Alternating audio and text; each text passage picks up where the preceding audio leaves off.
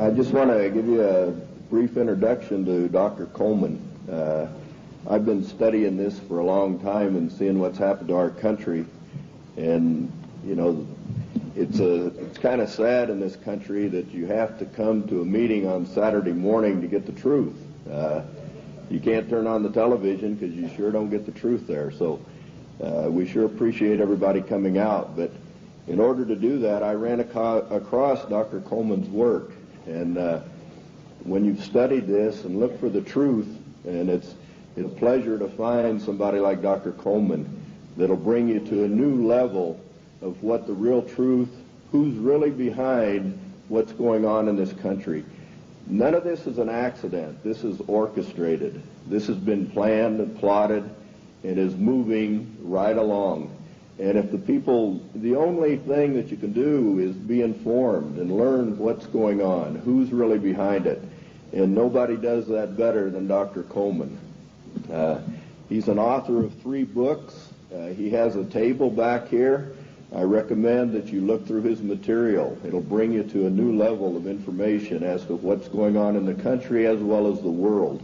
And this is the only country left that stands between the country as we know it, or the world as we know it, and the New World Order, which will drastically change everybody's lives, as Dr. Coleman will tell you. But the big difference between Dr. Coleman and some of the other speakers is he's been in most of the places that we're talking about. He's been in Lebanon, Brazil, France, Italy, Spain, England, South Africa, and all over the U.S. And he did this, you know, in his work. He has first-hand experience with most of the things that are going on here. He studied 5 years in the British Museum in London, also in the Cain Museum in Egypt, where he did research on the Black Plague. And, you know, if you study his work or read his work on AIDS, I think it'll shock most of you. In his investigation, you know, through the congressional records. And the congressional records is where most information is in this country. And he would feel very comfortable, you know, in debating the Supreme Court justice on the Constitution at any time, because our Constitution is basically being walked all over at this time. But at this time, I'd like to bring on Dr. Coleman, and let's give a big hand to him, and we appreciate him.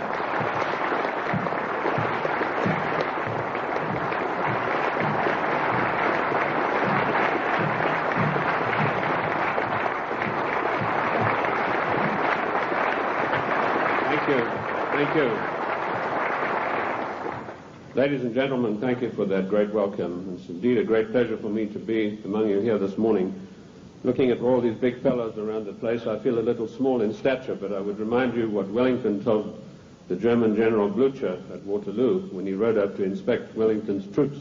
He saw the Scotch and the Irish guards on the hillside. He rode through them and he turned to Wellington and said, "They're rather small, aren't they?" And Wellington said, "Yes, but they don't run away."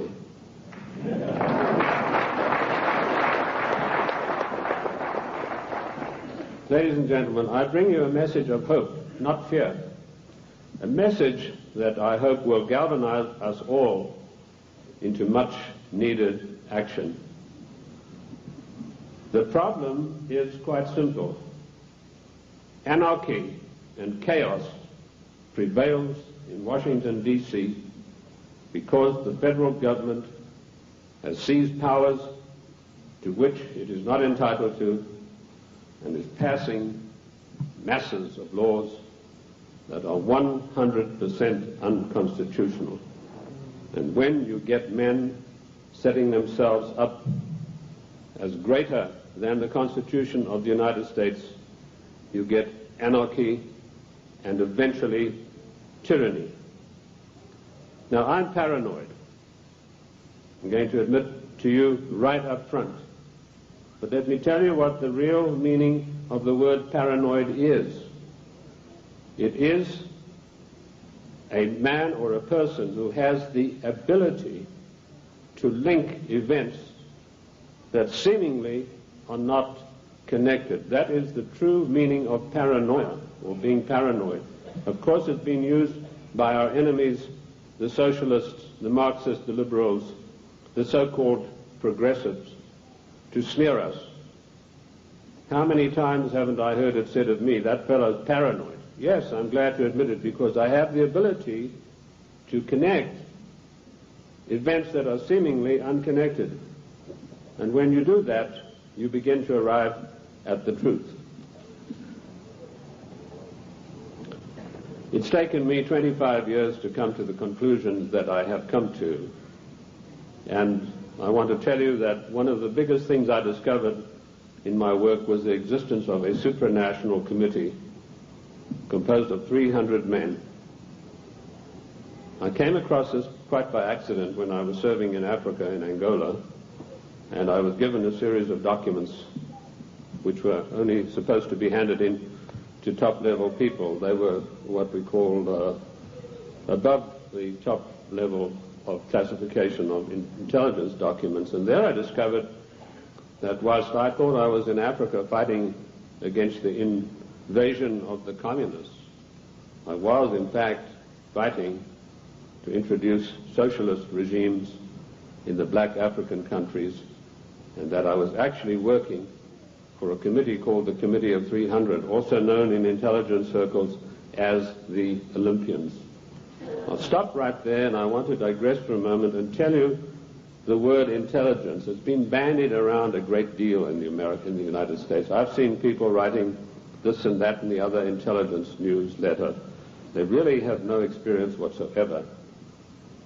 In 1986, I wrote a work called Mind Control, Metaphysics, Extremely Low Frequency Radiation and Weather Modifications. And in that work, July the 8th, 1986, I said that the top-level intelligence organization in the United States was the National Reconnaissance Office, far bigger than the CIA and any of the other intelligence agencies. And by the way, we have about 10 different ones in the United States.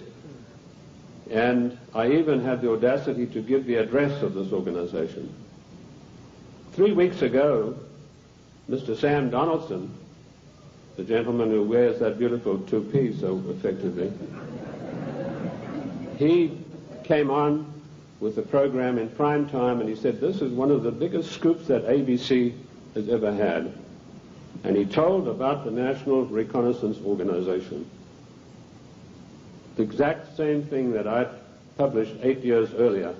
I tell you this to set the stage so that you'll understand I do have some experience and that I know that of which I speak. You know, the American people are somewhat like the Irish.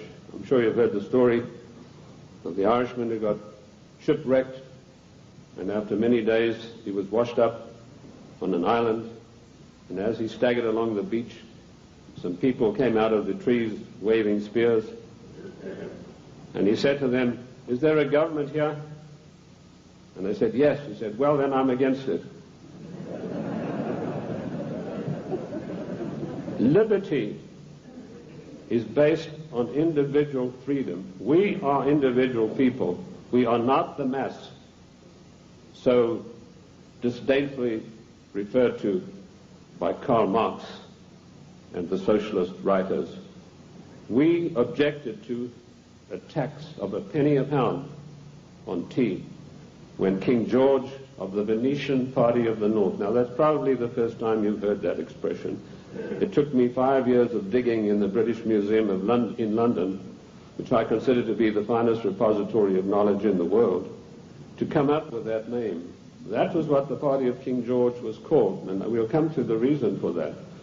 But our colonists said, we're not going to pay this penny a pound on tea. Today, we are being driven on our knees by a tyrannical government which is imposing all sorts of taxes upon us, and worse than that, trammeling on and tramping on the Constitution of the United States of America, which is the second greatest document in the world next to the Bible.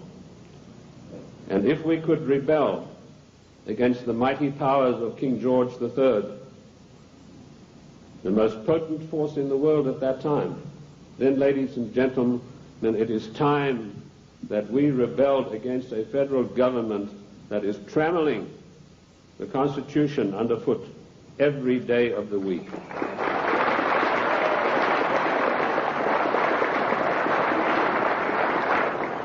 King George III of the Venetian Party of the North did more than that. He sent Adam Smith, a servant of the British East India Company, to formulate a policy which he called free trade.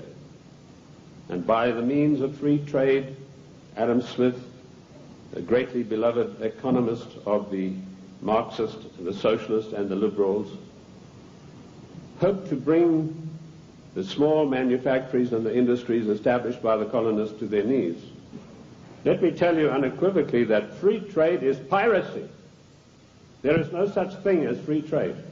We have to reject this constant brainwashing to which we are subjected.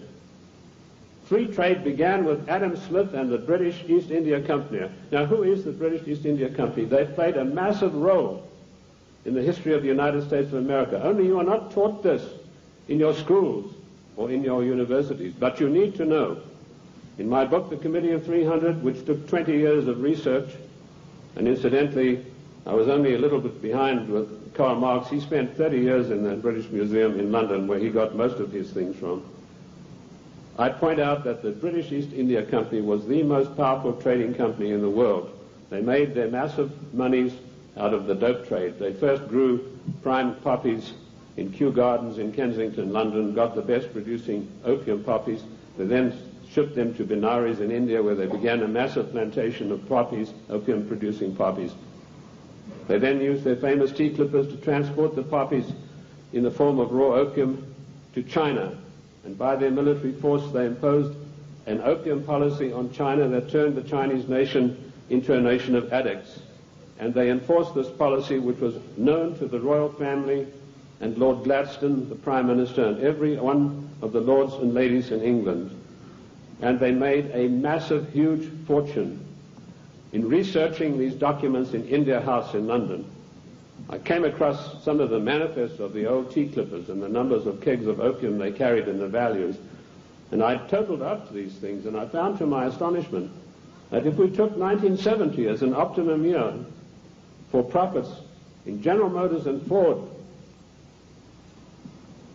in 1 year, the opium trade with China was 3 times the profits of the combined profits of Ford and General Motors in 1970. And this was shared by 300 people. That was the committee that ran the British East India Company. They all had equal voting rights. They could not outvote each other, and of course they were sworn to secrecy.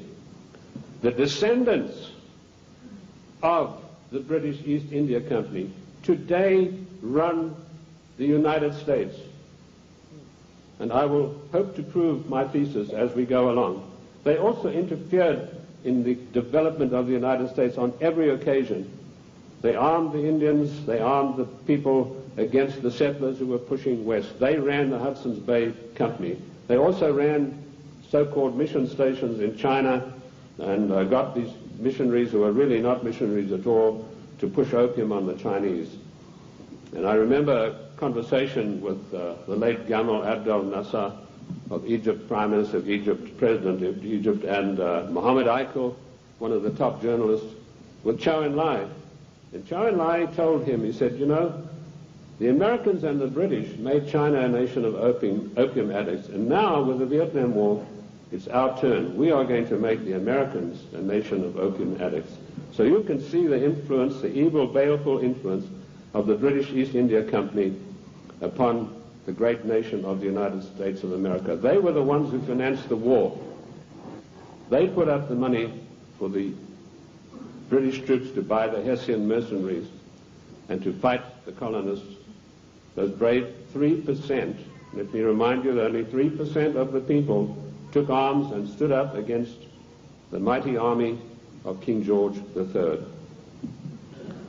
We are 3% here this morning, but that's enough for us to withstand the mighty force of the federal government of the United States of America.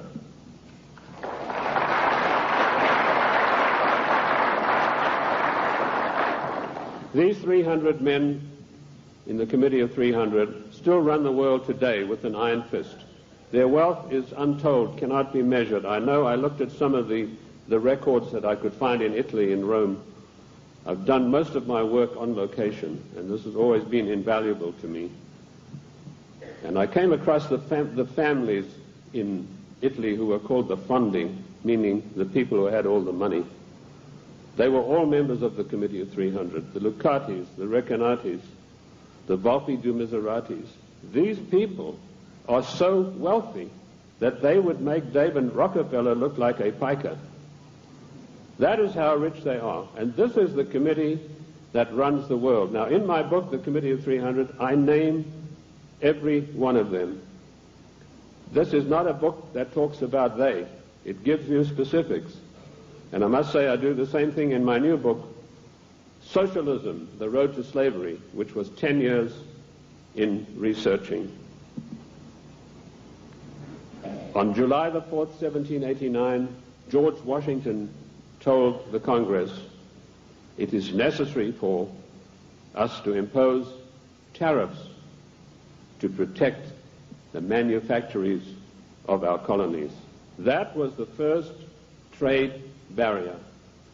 Now, let us dispose for once and for all with the words that have been implanted on our minds, like isolationist, and you are for restricted trade,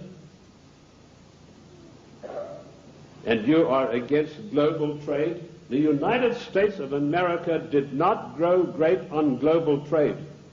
The United States of America grew great on the hard labor of the people who lived in those days and the wise protection barriers put up by President George Washington, because immediately after the war they tried, the British, to try to down the United States through so-called free trade, which is nothing but piracy.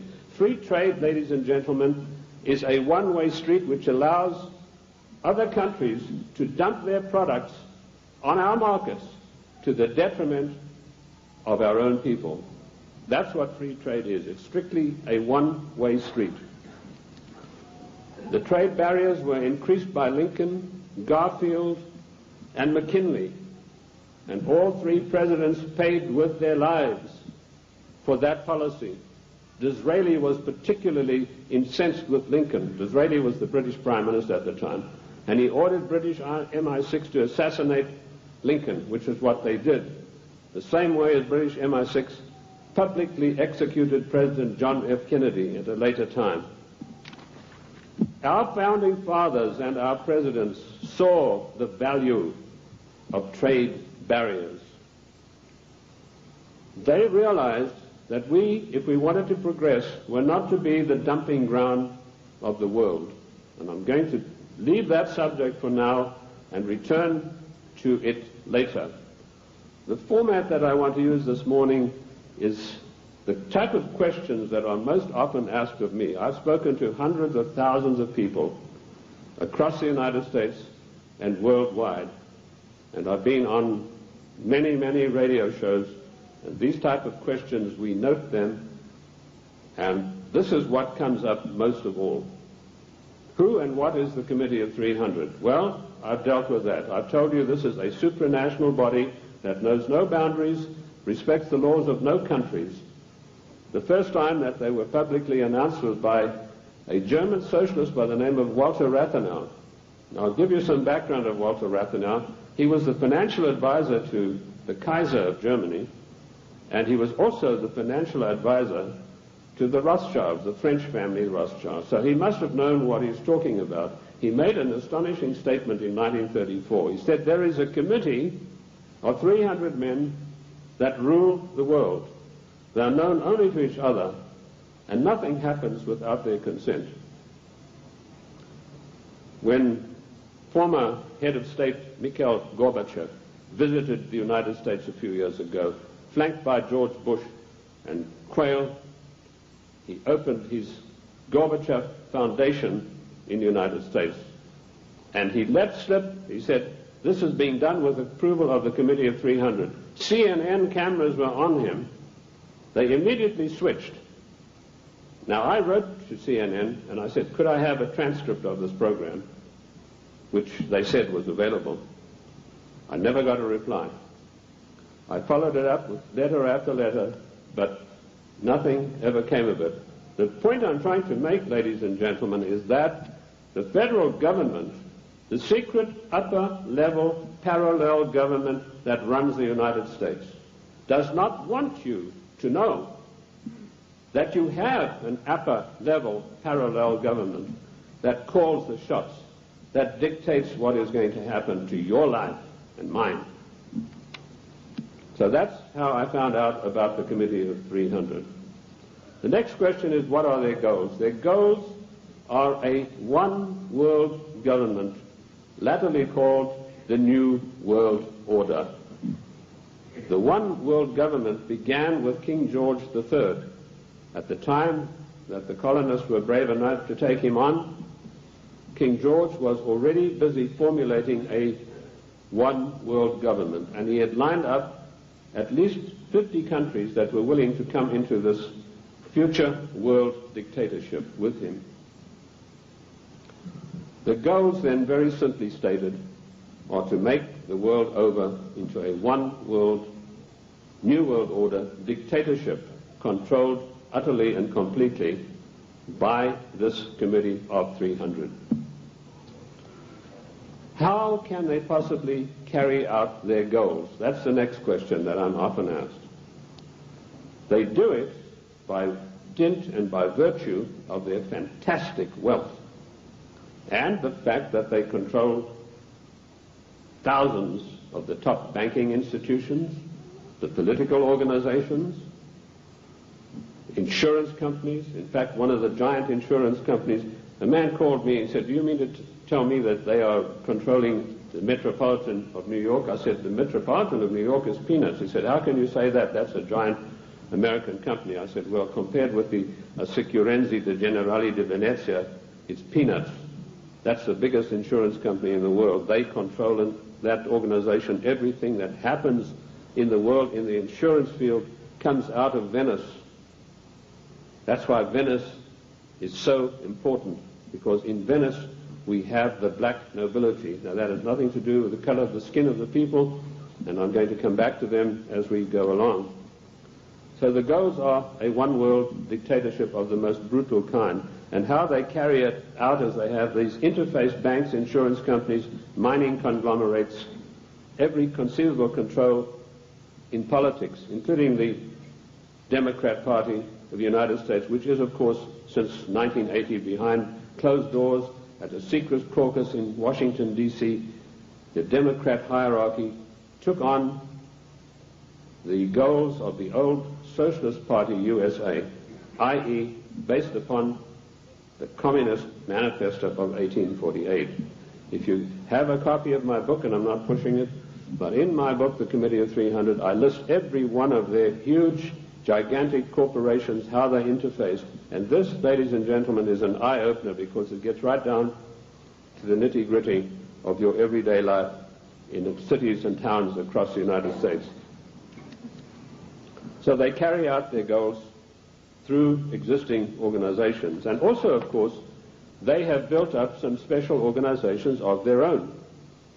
When I first started writing in America, when I came here in 1969, I revealed the existence of an organization called the Royal Institute for International Affairs, which is located at Chatham House in 10 St. James Square in London. I also revealed the existence of the Club of Rome, the Cini Foundation, the Mont Pelerin Society, the Order of St. John, which was known but not known. And I listed all of these secret societies that run the world as executive arms of the Committee of 300. So it controls the world through all of these. The Royal Institute for International Affairs is the executive arm of this committee, which gives instructions to the United States government to this very day. The chain of command is as follows. Every Secretary of State that has been appointed since 1919 is appointed by the Royal Institute for International Affairs. That may come as a shock for you. You think you vote and you put a conservative in the White House, and then he appoints supposedly or allegedly conservative people to carry out the policies that you wanted him to implement. Surprise, surprise. I ask you to find me a conservative Secretary of State since 1919. And if you search diligently and apply the correct rules, you will come out blank.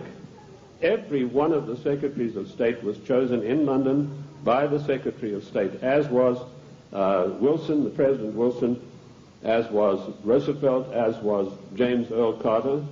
He was specially chosen because he'd had 3 mental breakdowns, and they felt he would be a good guy to manipulate.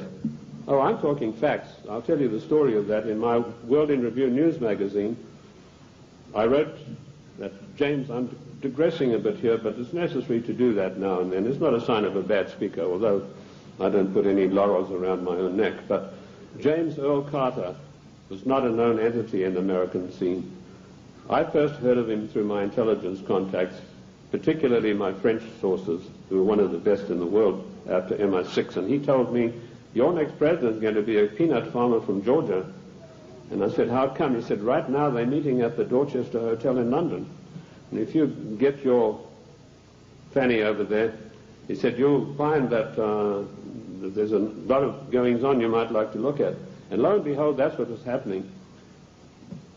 The Royal Institute for International Affairs had ordered David Rockefeller to find a candidate who was totally weak, preferably a little mentally weak. And they put one of the greatest brainwashing specialists in the world, trained by the Tavistock Institute for Human Relations, Dr. Peter Bourne, on the job. And he said, well, it's funny you should say that. One of my patients is a guy from Georgia, James Earl Carter, and this guy can't take rejection, and he's been to me 3 times for a nervous breakdown. So they hiked Carter over to London and feted him at the Dorchester Hotel, which is a very ritzy place. And they feted him and wined and dined him, and the next thing we saw, Time, Newsweek, every newspaper in the country, James Earl Carter. Now we, in our little magazine, World in Review, we told those of our subscribers, this man is your next president. We also did exactly the same thing with William Jefferson Clinton, because we had the story of the Club of Rome. We knew who Agnelli was. We knew that Agnelli had had a huge love affair with Mrs. Pamela Harriman, and that Mrs. Pamela Harriman was the doyen of the Democrat Party, and Mrs. Harriman had been given the task of finding the next president of the United States, a socialist. And she picked up Clinton and said, you're our boy. But there's one snag. Clinton went up there, brushing his forelock back, said, well, you know, there's one problem. My wife's left me. So Mrs. Harriman was dumbfounded. She said, well, you better give it back in a hurry. And he said, no, she doesn't want to come back to me because of my trice with other women. That's how he put it. My philanderings would have been a better word, but he said trice with other women. So Mrs. Harriman sent for Mrs. Clinton, and she duly came to New York, and she sat her down and said, look, if you want to be the first lady of America with all the attendant prestige and power, you better forget about your husband's philanderings and get right back to him. And that is precisely what happened. And when I heard that had happened, I knew this guy was the next president. And we wrote that in our news magazine. And sure enough, a year later, here came marching into the scene William Jefferson Clinton. So the RIA, the Royal Institute for International Affairs, does control everything that happens in the United States. They give their orders to the Morgan Guarantee and Trust Bank on Wall Street. And the chief executive officer of that organization is Dennis Weatherstone. And he duly relays the orders over to the Secretary of State, whoever that happens to be. And he then relays the orders to the President. There was one exception to this, and that was during the illegal, 100% unconstitutional Gulf War.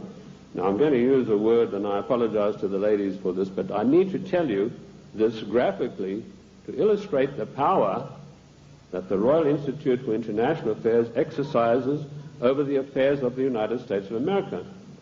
when George Bush was hesitating and didn't know whether he should get into the Gulf or not, the Prime Minister of Britain, Mrs. Margaret Thatcher, came over to the Committee of 300's headquarters at the Aspen Institute, Colorado, and this is the phone call that she had with George Bush. She said, "George, this is Margaret. Apologies to you, ladies president. Get your ass up here. I've got some orders for you about the Gulf War."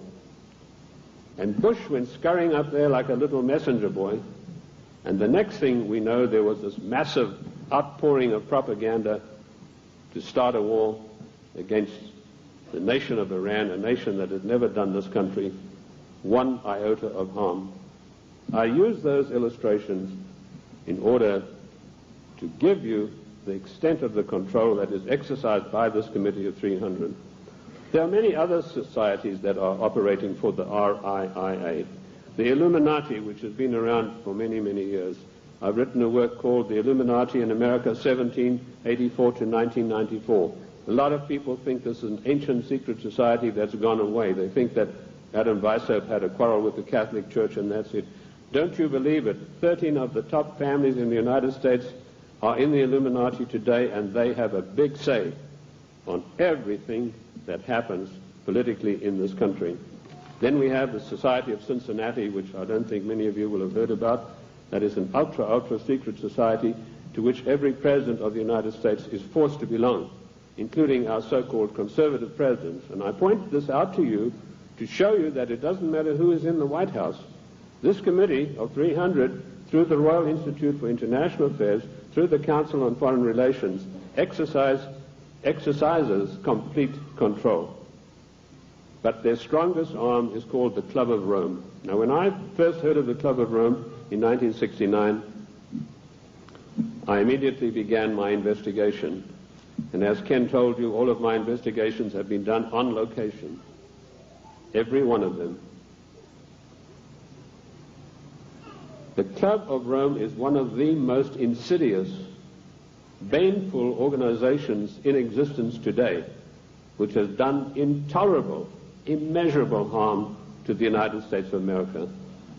This Committee of 300 told a man called Aurelio Pecci to form this Club of Rome with the main object of bringing down the industries and the agricultural development of the United States.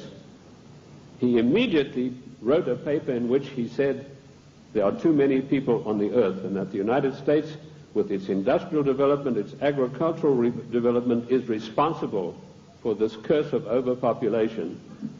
And he picked up the documentation for his work from Lord Bertrand Russell, a senior statesman of the Committee of 300.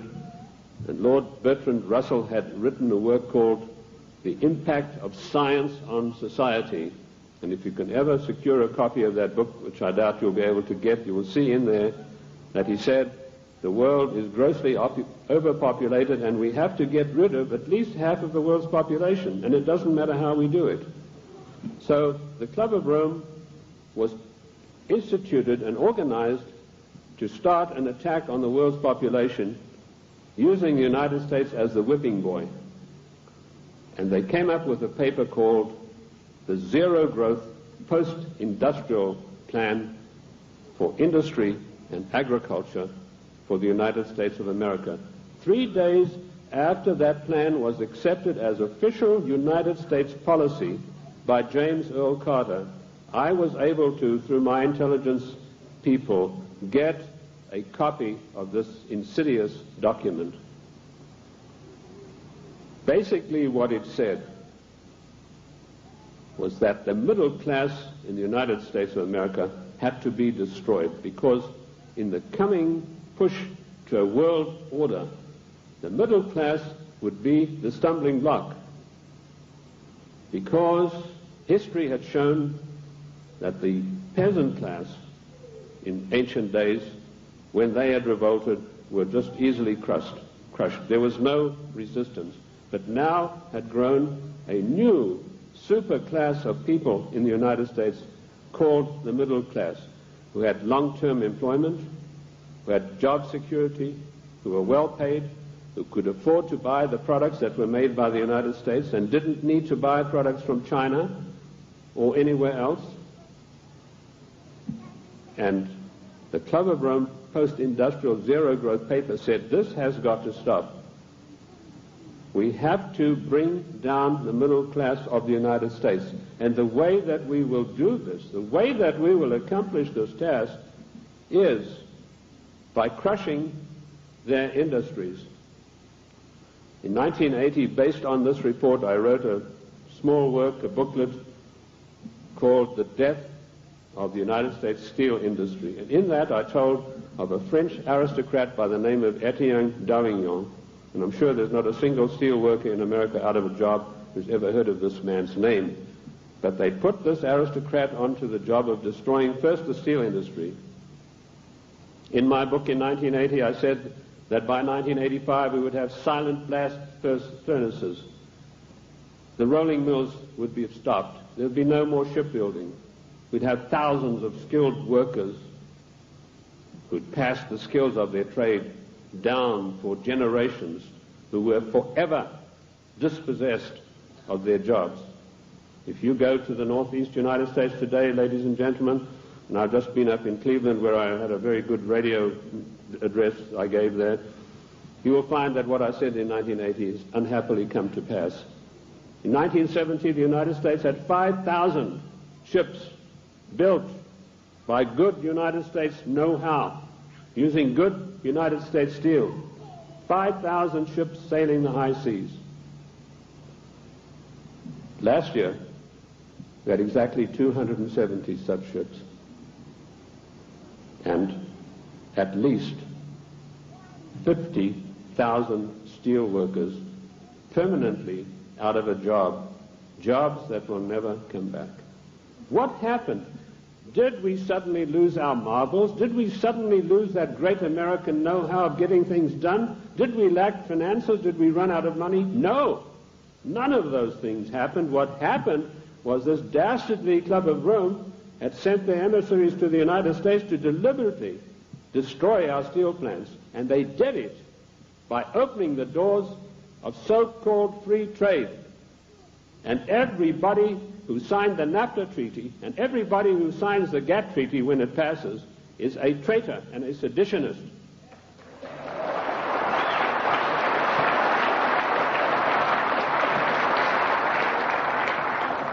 Our mighty steel industry is destroyed. Our shipyards are silent. Our skilled workers are permanently without a job. And if you don't believe me, get the report of the Club of Rome. You know, when I came out in 1969 with my report on the Club of Rome, nobody had ever heard of it. And people, when they got it, said, "Oh, this guy's paranoid. There's no such organization. It's probably something to do with the Catholic Church."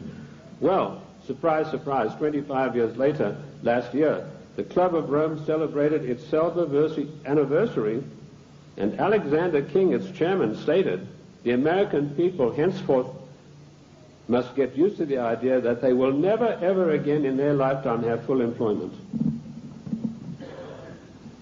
What a scandalous thing that our government is fully cooperating with this organization built up by the Royal Institute for International Affairs to destroy the middle class of the United States and to add to the policies of global genocide. And that brings me to the next question. What is the Global 2000? Once again, when I heard about this policy,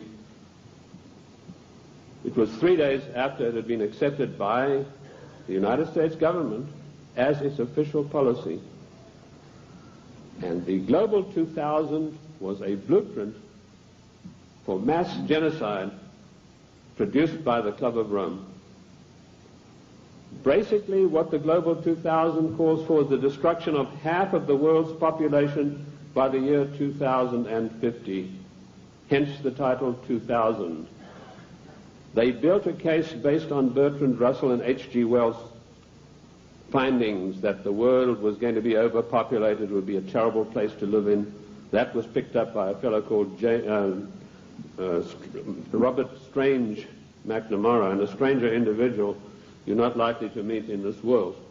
And this Miller had a conference of all the leading bankers about 12 years ago, and he said the biggest menace facing the world today is the American middle class and overpopulation. He linked the two together. And he said, by the year 2050, this is the state of the world. All of these unfed, unwashed people, no jobs. He said, do we want to live in a world like that? So the Global 2000 was a genocidal plan to take care of the people of the United States who don't have any jobs and who, like Alexander King said, are never going to get their jobs back, and the masses of people in other nations.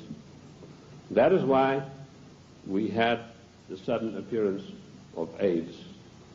When I was in the service, I was told there's a CAB experiment, that's chemical and bacteriological warfare experiment, going on in Sierra Leone, in Africa. That's a remote corner of Africa, West Africa, just above Liberia. If you look at your map, your atlas, and you'll see where it's located. Why Liberia? Extremely hard country to get to. You have to fly from London. That's the only way you can get there. You land on an island, and then you've got to take a ferry across to the mainland. And of course, all people taking the ferry are heavily scrutinized. And I managed to work my way. I was told the Americans were doing the CAB experiment. I managed to work my way to within striking distance of a small mission station. And what I discovered was that these blacks were coming in from the bush to this mission station with broken arms or an ulcer on the leg or something like that. And they were ostensibly being treated there, but they were dead by the evening. What was actually going on was that a laboratory had been set up using Lassa fever virus. Now at that time, Lassa fever was one of 4 viruses that could jump the human-animal barrier. And it was a deadly virus. They were trying to create a virus that could be mass-produced and it could be sent out through the World Health Organization to get rid of millions of people in the world. But the Lassa fever virus proved uncontrollable. It killed 3 scientists who were working there. So the orders came from Washington, burn the place to the ground, and that's exactly what they did within a radius of 100 miles. They bottled up some of these viruses they'd been experimenting with and took them back to the Centers for Disease Control in Atlanta. There they began again, but again they escaped and killed 3 more scientists. So they incinerated the whole laboratory, sealed it off and incinerated. The same experiments are now going on in Harvard University right now. But they're not using the Lassa fever virus. That has proved to be too tough for them to handle. Instead, the United States government gave millions of dollars to the United States military chemical and bacteriological warfare establishment at Fort Detrick, and they began experimenting with the AIDS virus. I knew about the AIDS 3 years before the word ever came out in the world, in the United States particularly, because of my field work in Sierra Leone. The British government used their Porton-Down CAB facility. It's easier to get into the Bank of England vaults than to get into Porton-Down. All the deadliest viruses in the world are being crafted there, in pursuance of the goal, the Global 2000, to decimate the world. Shortly after this experiment had finished at Fort Detrick, the World Health Organization started a massive vaccination campaign. They said, for once and for all, we're going to wipe out the scourge of smallpox. They chose Africa and Brazil, launched a massive vaccination campaign. Immediately, AIDS began to appear. Thousands and thousands of people began dying of the strange new virus, which the World Health Organization then said had come from the bite of a green monkey. They forgot to tell you the green monkey's been there for centuries, and he'd been biting people, if he ever did, for centuries, but no disease of that nature had ever occurred. The World Health Organization deliberately took this virus, which was crafted from a series of animal viruses, including Mediavirus sheep, which destroys the brain, which is why you find AIDS patients get dementia probably first before any of the other AIDS-related complex diseases appear. And they began vaccinating innocent people on a massive scale, and they began dying like flies. Why Africa and why Brazil? Because those 2 countries had the biggest black population in the world. And I want to tell the black people of the United States of America, do not trust the Democrat Party. Do not trust government. Do not believe that government is your friend. To them you are dispensable, the same way as we are. Millions of people died. I went through Uganda on an inspection tour, and I saw whole areas decimated where previously there had been small towns and villages. There was not a living soul in sight. And that is going on today. The AIDS epidemic is completely out of hand. It swept the world. It's been swept under the carpet in the United States of America. We were told that this is a disease which is passed by homosexuals. True enough, but that's not the primary cause of it. This is a crafted virus that was spread throughout the world to decimate the population. Coming behind them, and we reported this about 2 years ago in our World in Review news magazine, is the Vibro 19 cholera virus, a deadly killer. You get this cholera in the morning. If it's not immediately treated with massive doses of expensive antibiotics, you'll be dead in a day and a half. This epidemic swept India, carrying away millions of people. I don't know if you've heard of it in the press. I doubt it. Behind that is a deadly strain of malaria, and some of our forces in Somalia contracted this disease. A strain of malaria which acts almost like the HIV virus. It attacks the human immune system. And behind that, the Black Plague. Now, you've had some experience with Black Plague recently. Experiments were conducted in this area and in California with the Black Plague, distributing them, these plague viruses, to definitive areas by means of enfolded scalar waves using extremely low frequency radiation, which was a warfare technique developed in 1934 by the great Soviet virologist V.A. Gertchev. This is not Buck Rogers stuff, ladies and gentlemen. This is today's deadly truth. So some of the Indian reservations were targeted, and all of a sudden they began dying of Black Plague. And then we were told, well, the harvest mouse droppings are responsible. Well, the harvest mouse has been doing his droppings for centuries, but none of them got the Black Plague before that. But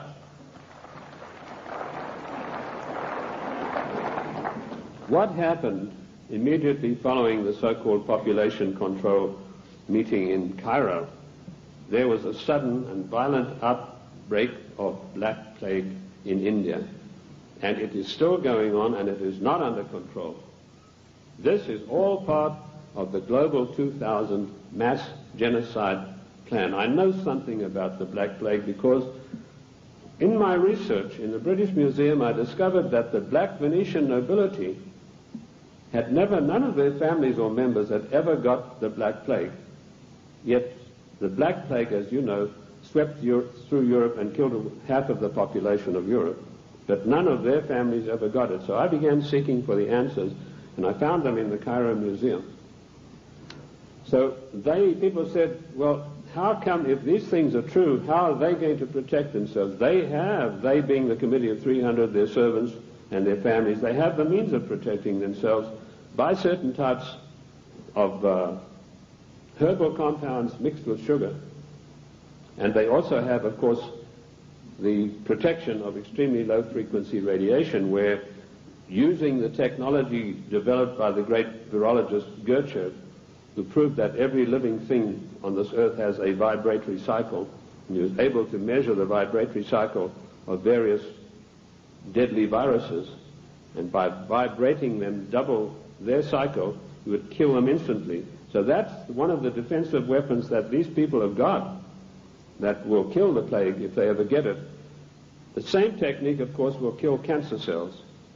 But the medical profession, run by the Rockefeller family, who own all the pharmaceutical companies, do not want you to know this, because when you go in for the doctor, he's going to write you a prescription for a chemical drug.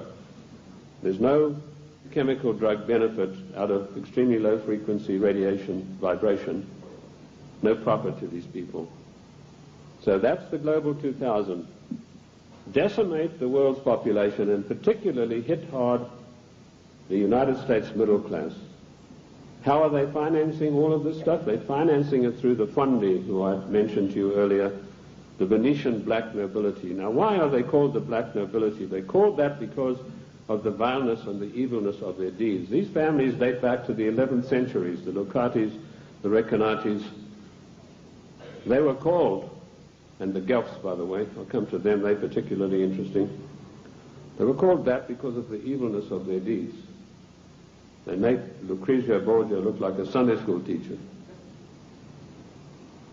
They had so much money, which is the outcome of the drug trade, the years of investing, the years of gaining control of every mining, mineral, gold, oil, natural resource of the world, that they can afford to finance these things. So the black nobility are the ancient aristocrats of Venice and Genoa, and they called that because of the nature of their deeds. The black Guelphs were one of the worst of them. Now, interesting enough, the Queen of England, Queen Elizabeth II, is a Guelph. She's not a Windsor. This was a title that was evolved in 1935 by her father to put researchers off the track. I like to include myself in that category, although I wasn't doing it then. I was much too young to be doing it, but he didn't like that certain people were getting hot on the track of who this royal family actually was, and so this was put out that they are the House of Windsor. They are not. They're the House of Guelph, and it's important for us to know that, because every time there's a financial crisis, it follows a meeting of the black Guelphs upon the Royal Britannia yacht of the Queen of England, which anchors off the coast of Venice, and all the world bankers meet over there and say, now this is what we're going to do to country X, this is how we're going to control this worldwide situation, and then they go off and give their orders to everybody. So that is the way it is done. I told you earlier that they controlled the United States. Even in the days of President Lincoln, they had him assassinated on the orders of Disraeli, and they then, of course, in later years, were able to elect one of the worst socialists we've ever had the misfortune to suffer under, Woodrow Wilson. Wilson was elected by a ploy. Of course, they got Teddy Roosevelt and the Bull Moose Party running as a supposedly third candidate to siphon votes off so that Wilson could be elected as a socialist president. Now, our eyes have been fixed on Moscow. We've been led down the garden path, ladies and gentlemen. All of the time we've been looking at Moscow, and we've been told what demons they are in Moscow. Rightly so. But all the time this was going on, the Trojan horse of socialism in Washington, D.C. has been stealing our country away from us. And in my book, Socialism, The Road to Slavery, I give you a full and factual description of exactly how this was done. In 1898, the Fabian Society, a socialist organization, sent Ramsay MacDonald, Prime Minister of England, to the United States to spy out the land. He came back and he said, there are two things in the way. You have a very strong middle class, and you have the Constitution of the United States, both of which have got to be destroyed before we can socialize America. The first step they took was getting a socialist president in office in the form of Woodrow Wilson. Woodrow Wilson was controlled out of England by Sir William Wiseman, head of the North American desk of MI6. Now, in case you don't know MI6, it is the most powerful and the oldest of all intelligence agencies in the world. They taught the CIA. They taught the Vatican intelligence. They taught the French intelligence. They taught the Mossad. They taught the Cheka. Captain Hill of MI6 went out and set up the Mossad. And Captain Hill went to Russia and helped the Bolsheviks set up their single-cell apparatus. Sir William Wiseman was the controller of Wilson through Colonel House. Now, who is Colonel House? He was an unknown person who emerged out of Texas. His father served the Rothschilds during the Civil War, and he emerged out of the war as the only person in Texas who'd made any money. And House was sent to Washington in order to control the first socialist president, and he took his orders from Wiseman, and House lived but a few blocks away from Wilson, and above him, Wiseman had an apartment. And that type of control is not gone. It is still here to this very day, right now, as I speak to you. Other questions? Give us some examples of what you're talking. How do we know that what you're saying is true? I'll refer you to the great soldier son of the United States of America, General Douglas MacArthur, a great patriot, a great warrior, a great Christian.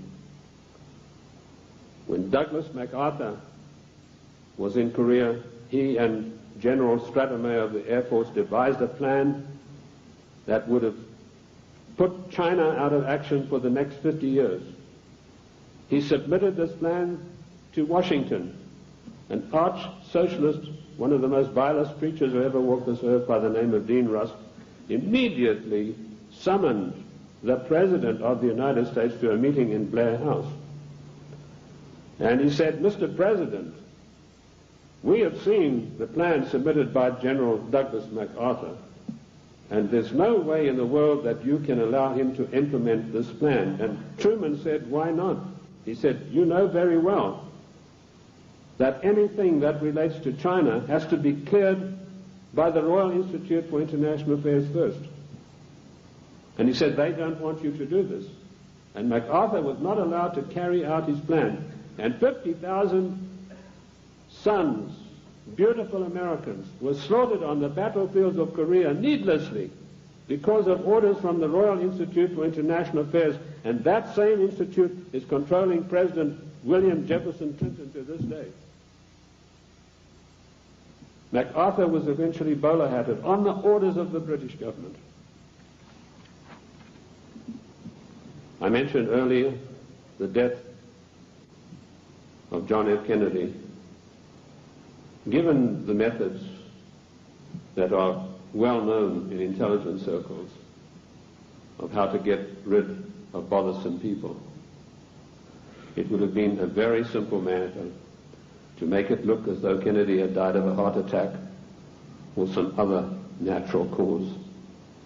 Instead of that, in order to warn every president that would follow in his wake, every powerful person in this country in the know, you do not kick over the traces. You obey us, or you will see what will happen to you.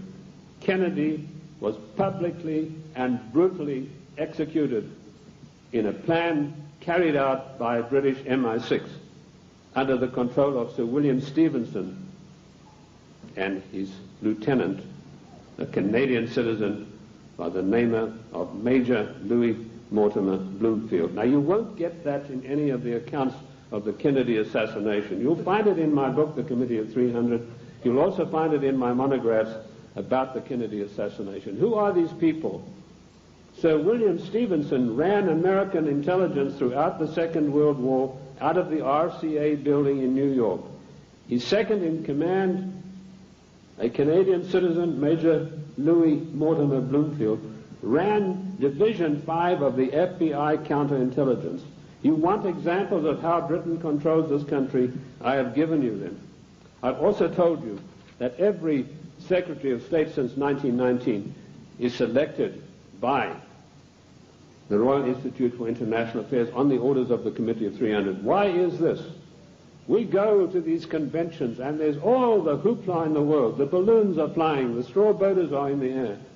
Bush has been elected conservative president. Reagan has been elected. What happens in reality? The Secretary of State, who's charged with carrying out the policies, subverts each and every one of them. You show me a Secretary of State that has acted in the best interest of the United States of America since 1919, and I will give you the only money that I've got in the bank, which is about $1,500. You're welcome to it, because I know that you will not be able to do that. Every Secretary of State has subverted and acted in a treasonable manner towards the people of this great country. And when they haven't done it directly, they've done it through surrogates like Lachlan Curry, who ordered the military to jettison a shipment of arms destined for the great Chinese leader Chiang Kai-shek, to jettison overboard these arms in the Indian Ocean. And that's exactly what they did. We think that we elect our presidents. Ladies and gentlemen, we do not elect our presidents. They are selected for us long before we'd even heard of them. And I've given you 2 examples this morning of how this is done. The 300 office at Aspen keeps a tight control over every political event that takes place in this country. And it was this office, through Margaret Thatcher, that ordered President Bush to violate the Constitution of the United States of America and to violate his own personal oath to uphold the laws of the United States by sending our troops to the Gulf War against Iraq, a nation that had never done us any harm. And we did it by the dirtiest of dirtiest tricks. We got the daughter of one of the Al-Shabaab clan, there are over 400 of these people, and these are the most degenerate, disgusting people that you'd ever come across. The ruler has 140 wives. He doesn't have them all at the same time. When he gets tired of one, he says, I divorce thee 3 times, and she's gone. When the Iraqi troops came in there and they turned it over to the Red Cross in Geneva, 140 marriage certificates. This is the man that your sons and your daughters are propping up today in Kuwait in a most illegal manner, in violation of the Constitution of the United States of America. And Bush did a Texas two-step around the Constitution. He did not get the mandatory declaration of war.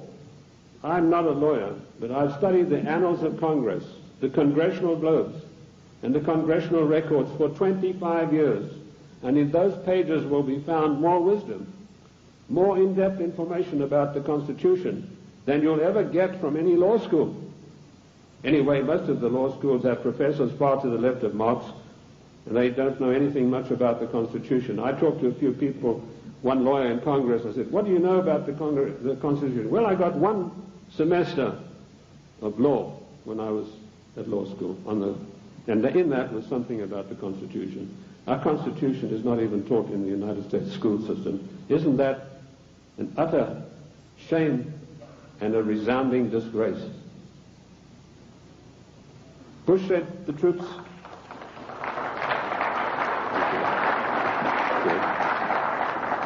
Bush did not get a constitutional declaration of war. This is a very difficult area of the Constitution. It's probably one of the most complex areas of the Constitution. It's a 5-step process that involves both houses making separate declarations, then joint declarations, then the army has to be informed, and then the public has to be informed, and then we have to be told whether this is a private war or a public war, i.e. whether all the armed forces are going to be employed or only one branch. In so-called police actions, the President has 45 days to use only one branch of the service. Bush violated his oath of office by going to the United Nations, to which we do not belong, and getting them to give him a so-called color so that he could send our troops to the Gulf. Our troops to this day are in the Gulf illegally, in violation of the Constitution of America, and we're still paying for it. The story that the Gulf states put up all the money, you go and ask the General Accounting Office, as I did, how much money have they paid? We are still paying for the Gulf War, and now we've got another huge bill to meet, billions of dollars, for Clinton's fantasies, to go out there and support this disgusting Al-Shabaab clan. I don't know if you know the story of Kuwait. It's really a horrendous one. I don't want to get into that too much, but that land was stolen from the Iraqi people by the British imperialists. They came in and drew a line through the sand right through the middle of the most important oil fields that had just been discovered, the Rumelia oil fields. Thenceforth, this is going to be called Kuwait. And they brought up these tame sheikhs from Bahrain and put them in as the rulers. And since then, they've been stealing the oil off Iran, and the proceeds go to the British banks in the city of London for the Committee of 300. They're just doing the same thing now in South Africa with the gold. That's part of their tactics to gain control of all natural resources through the world. I also touched briefly on Giovanni Agnelli and Mrs. Clinton and how she had left her husband, and Pamela Harriman. Pamela Harriman, for her duties in getting Clinton elected, was given a plum job as ambassador for the United States to France. And this is what happens to the traitors. Patriots are punished and traitors are rewarded. Dennis DeConcini, who voted for the giveaway of our property in Panama and who voted for the crime bill and every other obscenity that is passed by the federal government in violation of the Constitution, he's now going to get a plum ambassadorship when he retires, on top of his huge pension of something like $200,000 a year. I've been asked whether Clinton will stay the full term. Yes, he will. Clinton will stay the full term because he's been given a job to do, and that is to pass certain far-reaching socialist measures. And he's been very successful in doing that with the help of so-called Republicans. I personally am not in favor of political parties. Unlike George Washington, he said, political parties are baneful, and in the long run they are harmful. What happened in NAFTA? A so-called conservative, Mr. Newt Gingrich, who I wouldn't trust as far as I could throw him, went out and acted as the floor manager, as the party whip in true parliamentary style, and he whipped up 132 Republicans, so-called, to support NAFTA. And no doubt he will do the same thing with this dreadful GATT treaty, which is coming up in a vote in the lame duck session. So he's going to run, and I'll let you into some information which I just got a few days ago from French intelligence. Clinton would not be able to run on his record or anything that he's done or anything meritorious. So what he's done, he sent emissaries, and this is the first time you're going to hear this. You might hear it in 1996, but this is the first time you're going to hear this now. He has sent emissaries to Iran to dig and promise huge sums of money to any of the Iranians who will come up with the actual documentation of the scandal where our prisoners were kept there until Reagan was elected the president. And if he can come up with this documentation, he's going to keep them. In 1996, he's going to come out and say to America, I have here documentary proof of how bad your Republicans are, President Bush and Reagan. Look what they did. And on the strength of that, he hopes to run in 1996. That's what he's doing now. He's taking the money that he's not entitled to, and he's using it to bribe the Iranians to come up with these documents. I don't know that they will, because I think they like him even less than I do, and that's saying a lot. What is the Clinton agenda? Clinton has been instructed to socialize America, and let me tell you that the enemy in Washington is more to be feared than the enemy in Moscow. I've said this for years. What does socialism do? It forces changes upon people that they do not want and do not ask for. And we've seen how dangerous that is when we look at the programs that were supposedly programs invented by the United States government and by the presidents. A man called Stuart Chase, an arch-Fabian socialist, wrote a book called A New Deal. Frances Perkins, who was the first female socialist cabinet minister appointed in the United States in the Roosevelt administration, she got hold of a copy of this book and she ran to Roosevelt and said, look, this would be a marvelous program for you. So in the 1932 Democrat and by the way, don't call them the Democratic Party because they are not. We are a confederated republic. We are a constitutional republic.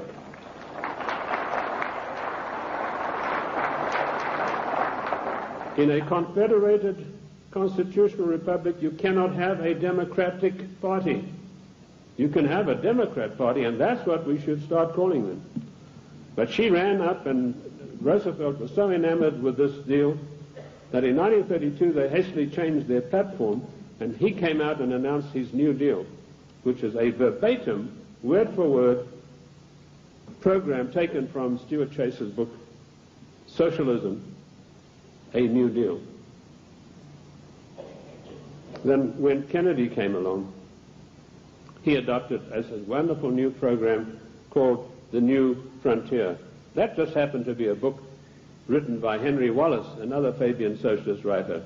Word for word, The New Frontier was co-opted as Kennedy's program. Then when Johnson came along, he came out and started talking about the Great Society. Now, what was the Great Society program? It was another Fabian socialist book written by another fellow called Graham Wallace, no relation to the first Wallace, name spelled differently. So here we have three presidents of the United States following an outright course of socializing the United States of America. And of course, every president, including Reagan and Bush, has continued along those lines. And what do we have? Our Social Security. That was called the Beveridge Plan. In 1942, when Britain had its back to the wall, was losing hands down to the German armies in France, they needed something to buck up the population. So Sir William Beveridge came along with this plan. He said, we're going to abolish poverty in Great Britain. and they've started this beverage plan, which is the basis of our socialist social security plan. Note, I said socialist social security plan. That's how we got it. It was co-opted directly from the beverage plan, very eagerly embraced by Roosevelt. Socialism is a failure. Lenin was once asked, what is socialism? And he said, socialism, he said, no, he was, sorry, I got the story wrong. He was asked, what is communism? And he said, communism is socialism in a hurry. And we have creeping socialism in this country today, which has nowhere to go but to communism. In the New World Order, one world government. That is the direction that William Jefferson Clinton is pushing this country as hard as he can go. And GATT is an integral part of that. The socialist policies of England failed miserably. They got the great Professor Harold Lasky of the London School of Economics. I once was asked to give a talk there, and it was me against 600 hostile left-wing students. And I had a pretty torrid time of it to start with, but in the end I did get a very good hearing from them. But that same Professor Lasky was sent to the United States to see how the Constitution could be got around. And he said, there's one good way we have to do it. We have to break down this provision that says there's no transfer of powers between the three branches. And we have that happening every day. We have Clinton calling himself the Commander-in-Chief, which he's not. I sent a fax to Colonel Oliver North the other day, in which I explained in detail what the Constitution has to say about the Commander-in-Chief. I hope he was able to use it. He said that Clinton is not the Commander-in-Chief, but he was saying it for the wrong reasons, for personal reasons. The Constitution is perfectly clear on this. It says that the President shall not be the Commander-in-Chief until such times as called into actual service by the Congress. And in my studies I came across this proviso that could only happen after a careful 5-step declaration of war mandated by the Constitution. And that is the sum and substance of the President's war-making powers. Unfortunately for us, during the time of the Civil War, Lincoln got the Congress to give him the power of habeas corpus, which is a privilege, by the way, not a right. And he was able to do things that were monstrous, which would never have been done. Why Clinton is telling everybody he's the Commander-in-Chief, it's not out of ignorance, as I pointed out to Colonel North in my facts. It's a deliberate, carefully crafted plan to get the people of the United States used to the idea that he is actually the Commander-in-Chief. And I tell you, he is not. The Constitution says he is not, and I can give you chapter and verse. Because should there a time come when he wants to take some drastic kind of action, he can then get Congress controlled by the Democrats, even a lame duck Congress, to give him the power of suspension of habeas corpus, and can say, as Commander-in-Chief of the United States Armed Forces, I hereby order XYZ to happen. It is a deadly danger, and we are fast asleep. I tried to alert Colonel North to exactly what's going on about the so-called Commander-in-Chief, and I only hope that he will put it to good use, because I do not have the same forum that he does. Anyway, socialism is a total failure. When it began to sink in England, they sent John Maynard Keynes, or Keynes. He said Keynes was a better word because it rhymed with brains, and this is the man who did in the economy of every Western country.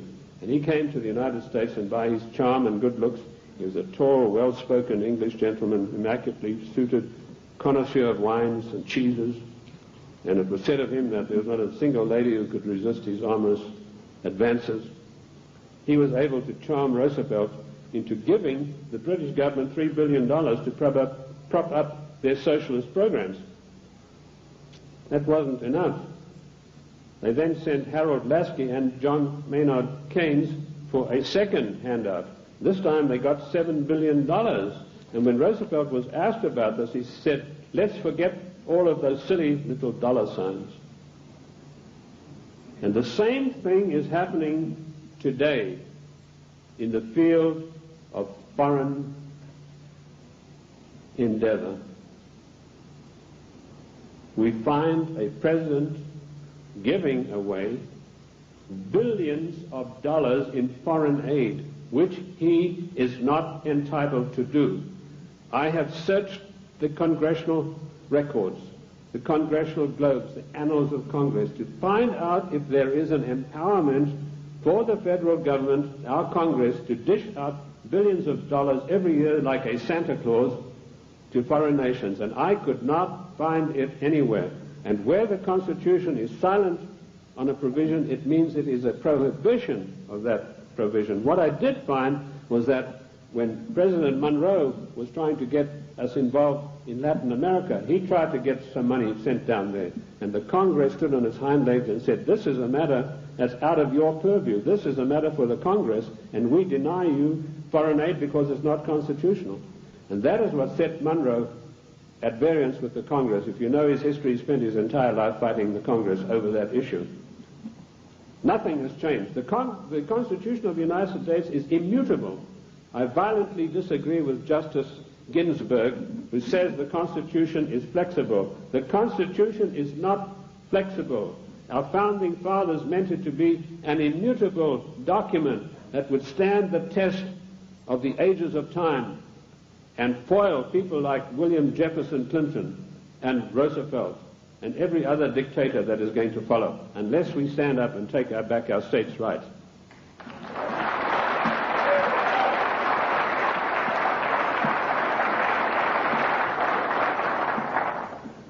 What is the political future of the United States? I told you that we are being forced into a one-world government, new world order, by the use of the word democracy and by the use of the word global trade and free trade. There is no such thing as free trade. The United States made itself great by its own manufacturing abilities. We had our people fully employed.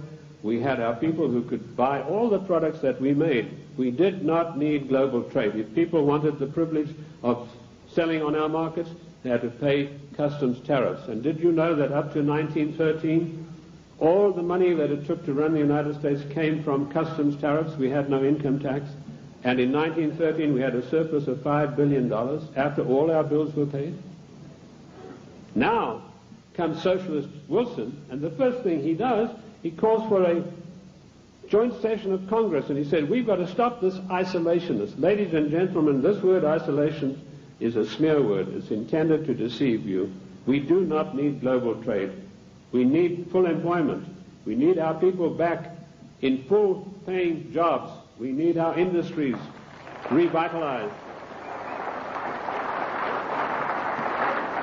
We have today 40 million unemployed Americans, and Alexander King has stated the policy of the Club of Rome, followed slavishly by William Jefferson Clinton. Americans can forget about full employment in the future forever. 40 million, those are the real figures. We have 25 million people underemployed, people with great skills who are acting as doormen in hotels, flipping hamburgers, for God's sake. These people, and they talk, Mr. whatever his name is, Reich or whatever it is, he says, oh, the Clinton administration has created 2 million new jobs. Well, I don't like to pick on his size, but I think it's gone to his head, if you get the drift of my meaning. There's no 2 million jobs of any magnitude being created. He's talking about makeshift jobs. We have the biggest underpaid, underemployment class in the world today, and we have the middle class totally destroyed by the socialist administration, and Clinton is hand in glove with him and going along with him as fast as he can go. We have become the dumping ground for the world's products, and that has put our people out of jobs, reduced our standard of living, the object of the exercise being that one day we shall be no better than a third world country as far as our standard of living. Take the shoe industry. In 1950, only 4% of shoes sold in America were imported shoes. Every president that came along knocked down the tariffs against shoes, imported shoes. Today you have China, Taiwan, Malaysia. 84% of shoes sold in America come from those countries, which means a total unemployment in the shoe industry of this country of over 250,000 people. Isn't that a scandal and a disgrace? That we open our doors and allow these people who we subsidize with foreign aid to come back and dump their products and put our people out of work. In future, historians are going to say, this was the maddest nation on earth to allow this insidious war to be waged against them. And that's what it is, ladies and gentlemen. This is a war to the death for the United States of America. The only thing that is making it unrecognizable as a war, there are no big drums being beaten, there are no flags waving, but we are being insidiously destroyed in a trade war. And GATT is a coup de grace to kill off the American middle class for once and for all. And while in passing to GATT, did you know that one of the provisions, I've read the 26,000 pages of this GATT document, and I want to tell you, I don't believe a single one of our senators or our members of the House have read this document. One of the provisions that I found out is at birth, once GATT is in control, every child born in the United States will have to have an IRS number. Another thing that I found, the GATT financiers, and this is a massive bureaucracy, are going to come in and they are going to limit the type of dividends that you can earn on your investments from bonds. What happened? Immediately this news broke, the gnomes of the bond market took their money and they fled to Basel, Switzerland, and they put all their money in the Bank of International Settlements in gold, Swiss francs, and that's why you have the attack on the dollar going on today. This is a war to the death against the people of the United States. The Committee of 300 wants to reduce us through socialism into a nation no better than the third world countries. Look at this insidious GATT treaty. Do you know that the United States, the mighty United States, has one vote, the same as Kenya or Haiti? And we are going to pay 7/10 of the huge bill. And this organization is going to supplant the laws of this country. One of the provisions of the WTO is that their board will be able to go in and demand of individual states that they change their laws and take us to the courts if we don't do it. Where is the president who said he would uphold and protect the individual states and their rights to a republican form of government? This GATT treaty is one of the most insidious, unbelievable attacks on the United States that I've ever come across. Let me tell you that if the Russians were to drop a couple of nuclear bombs on Washington, and that might be such a bad thing, let me tell you that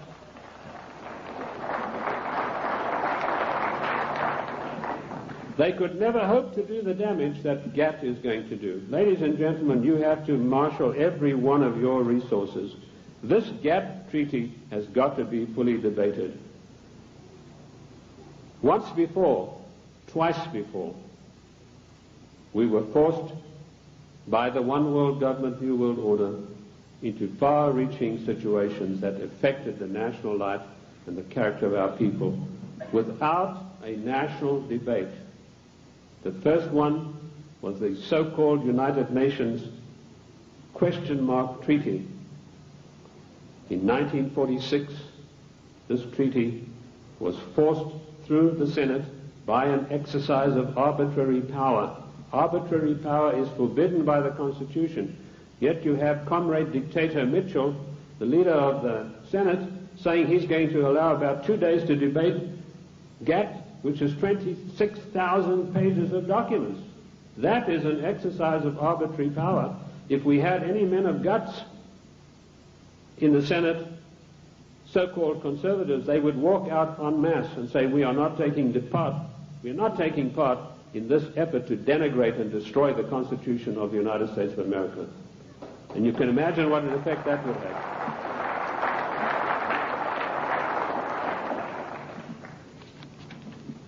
GATT will be allowed to be debated for 2 days, 26,000 pages, and some of the most insidious things that you've ever seen are in this document, and they all, every one of them, say GATT shall override all the laws of the United States.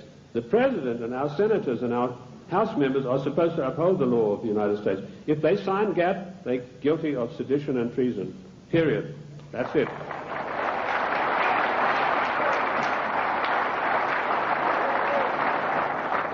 This came as a natural outflow of the United Nations Treaty. I found there that 5 senators, listen to this for a disgrace, ladies and gentlemen, 5 senators actually read this United Nations document.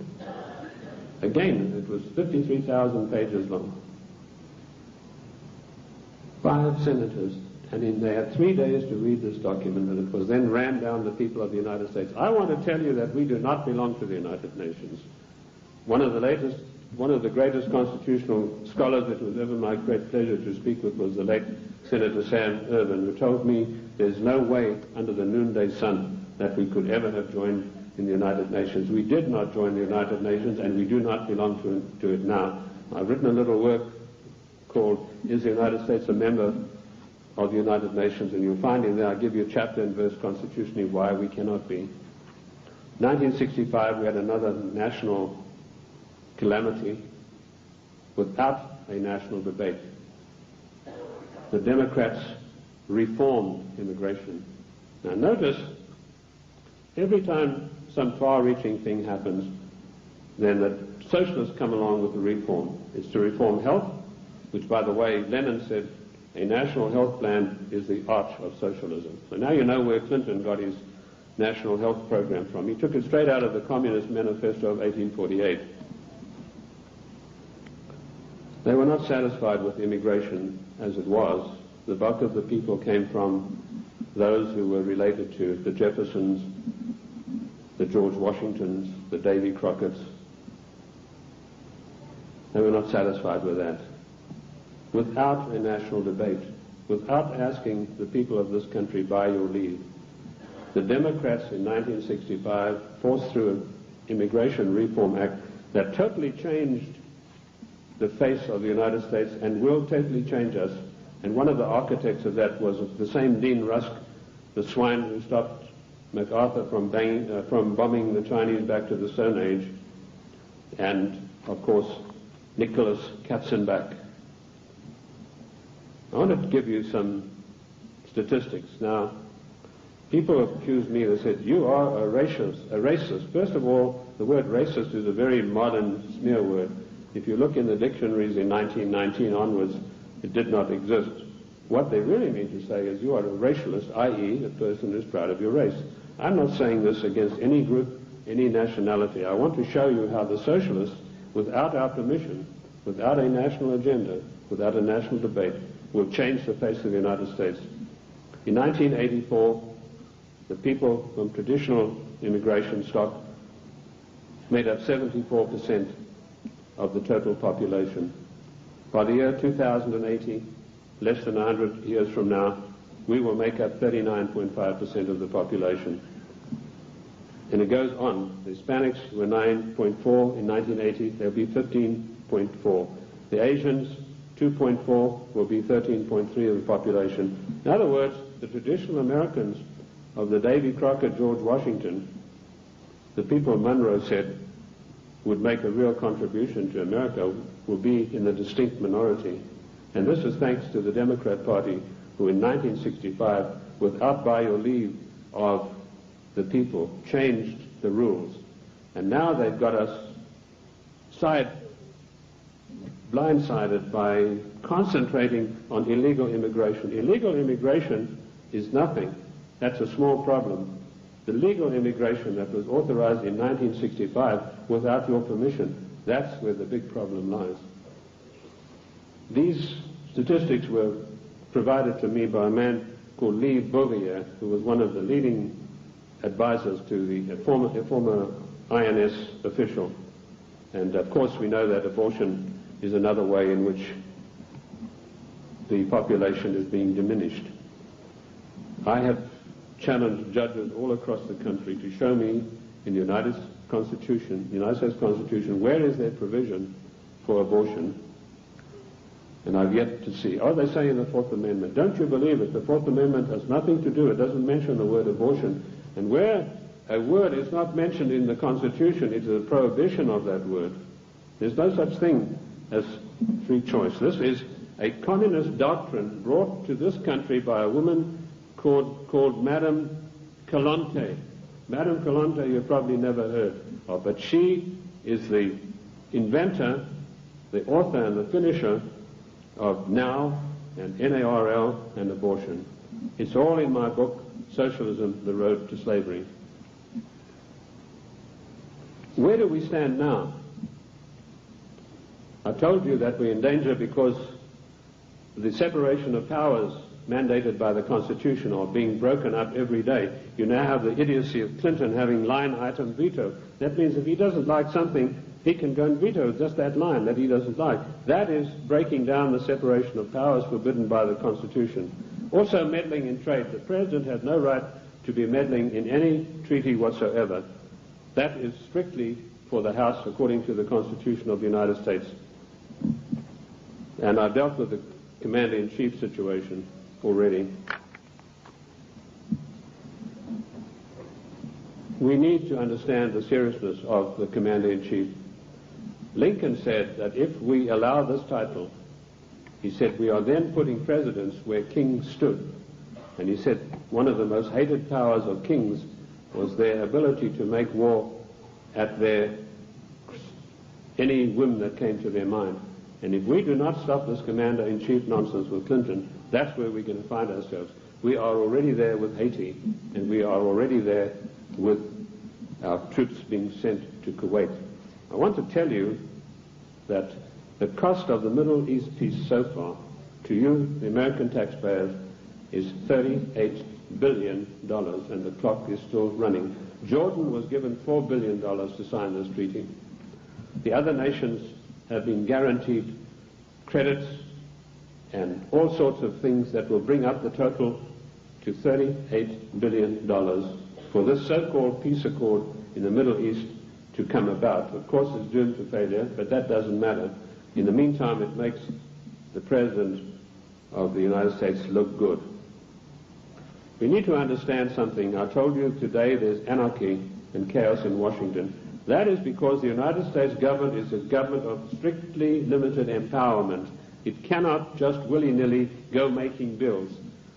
For a measure to be introduced into the House, it has to be in consonance with or in pursuance of something already in the Constitution. If it is not, it is unconstitutional. And I've looked at 3,000 bills passed in recent years, and every one of them are unconstitutional because they were new things that some lighter-than-air incendiary fairy-head liberal said, well, I'm going to introduce this into the Congress. I'm going to have this law passed, like Dinah Swinstein's 19 assault rifles banned.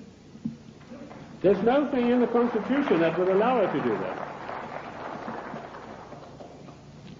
Specifically, the 10th Amendment is very, very precise, and I can quote you 54 instances where this is mentioned in the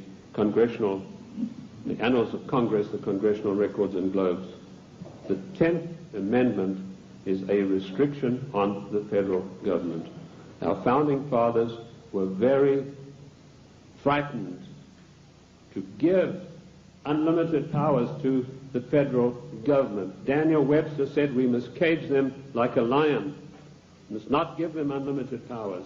It is a government of limited powers, but particularly the 18 amendments. And just to make sure that the federal government would understand this, in the 18th Amendment, there's a little title that's very important. It says they can only do things that are necessary and proper. And I want to ask you, is rushing our troops off to Kuwait to protect the income of the decadent Al-Sabah family, whose money goes to the Royal Institute of International Affairs banks in London, is that necessary and proper for the United States to be doing? We don't get any benefit out of that. No. The 18th Amendment, necessary and proper. The 10th Amendment, the police powers of health, education, and police protection are entirely reserved for the states. And I can quote you 48 court cases from the Annals of Congress, from the statements made by the Founding Fathers. Those powers were never surrendered to the federal government. Therefore, the federal government has no business interfering in health matters, national health plan, no business interfering in crime bills, that's a matter for the states, and no business interfering particularly with the Second Amendment. I was in New York the other day on a radio program, and a very irritated, angry lady said she was a professor of law from Columbia. She came in on the program and she said, "You don't know what you're talking about." She said, it's not a right to bear arms. I told her exactly what it was. And she said, well, if that's true, then voting is a right. I said, no, voting has never been a right. The only rights and the only civil rights we got are found in the Fifth Amendment. And that's all. Forget the 1868 Act. That was done when the United States, the southern states, were under occupation. They were occupied countries. Forget Nicholas Katzenbach's 1964 Civil Rights Act. The only civil rights we've got are those contained in the Fifth Amendment. And health, education, and police powers belong to the states.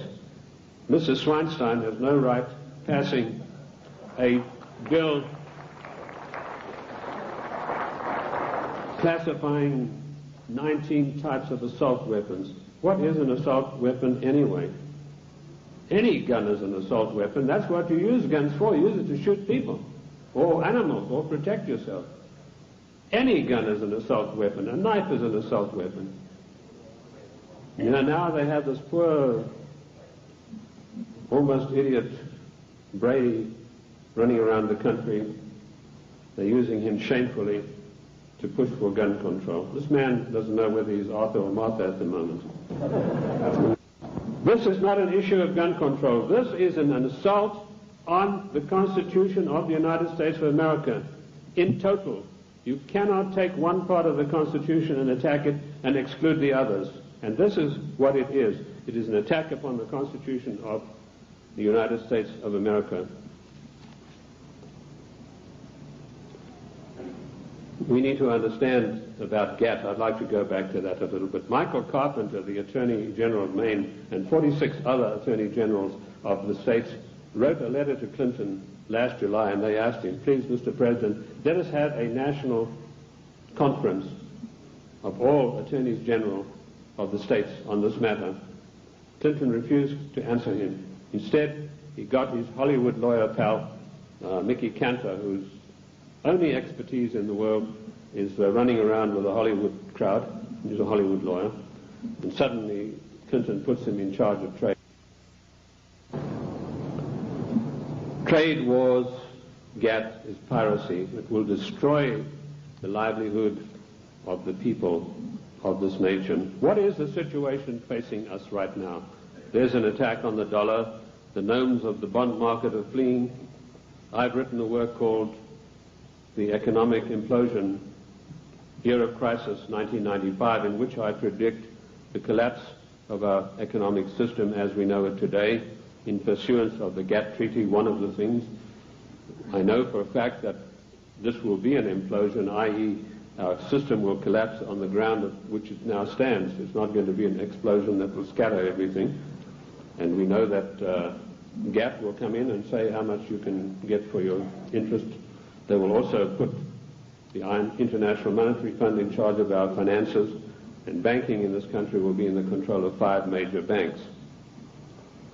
That will help to control the situation and further destabilize the country. That is the aim and object of all of this. Once a nation is destabilized, it's very easy to deal with it and push it into a socialist new world order, a one world government. Ladies and gentlemen, I want to say to you today, the time has come for us to recognize that we are 50 individual nations. We have all the rights of an individual nation. We gave only limited empowerments to the federal government. They have grossly, flagrantly violated the concord that we have with them. Therefore, we, the masters, have the right to go to Washington and tell them, the servants, henceforth this concordat is severed, unless we understand from today all of these unconstitutional measures will be rolled back and a new system will come into being. The Federal Reserve Bank, that private enterprise bank, will be put out of business.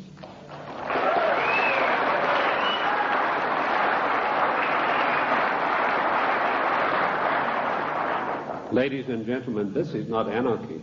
This is the God-given right of each of the 50 nations, of which the state of New Mexico is an individual nation.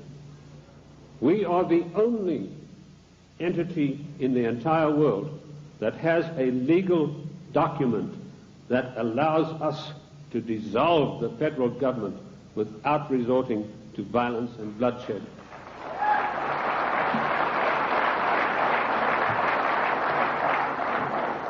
Ladies and gentlemen, I can tell you from my own experience that I have seen a rising tide in this country in the last 5 years. And I say to you today, in my closing remarks, let us catch the wave. My own plan is to form an organization, a foundation, if I can get people with money to back me, where I will teach what I've learned from the Constitution, what I've gleaned from the annals of Congress, the Congressional Globes, and the Congressional, to maybe 100 educators, lawyers, if you will, other people who are interested. Teach them what I know, which is enough for them to confound the Chief Justice of the Supreme Court of the United States, not to mention those fairy heads we have in the House and Senate. They, in turn, will spread across the land, teaching others, and they, in turn, will teach others until we have a grassroots movement that is spread across this nation of people who really know, not just to recite the Constitution, but know all of the provisions, the ins and outs, the nuts and bolts, who, when somebody like Mitchell says, we're going to give 2 days for this gap treaty to be debated, 1 million people will demand and tell him that you, sir, are exercising arbitrary power and you shall not be allowed to do this, and quote the Constitution. We could do that with every one of these unconstitutional measures. It is the federal government that is creating anarchy, not we, the people. Thank you, ladies and gentlemen. Thank you. Thank you. Thank you. Thank you. Thank you. Thank you. Thank you.